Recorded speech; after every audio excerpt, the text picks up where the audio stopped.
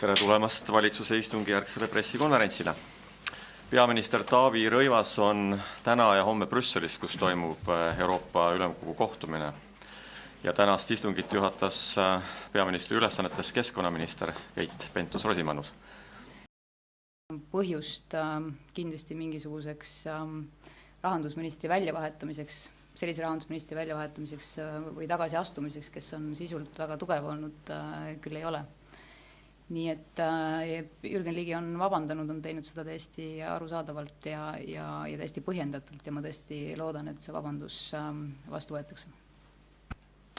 Aitäh. Jah. Minu nimi Andres Raid, antud juhul vabakutseline. Mul on küsimus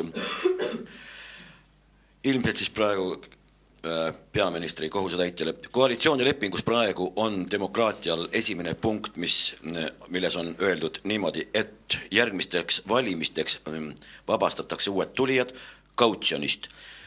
Siin samas valitsuse pressikonverentsil ütles Sven Mikser, et nemad seda igati toetavad. Nüüd küsimus on, kuna aega ei ole kuigi palju jäänud, millal kavatseb Reformierakond selle punkti täita? Aitäh!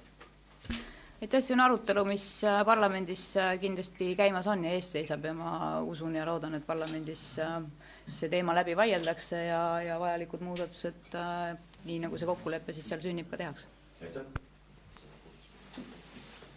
Nii ma näen, Sven tahab uuesti küsida. Sven Soivar TV3 uudistest.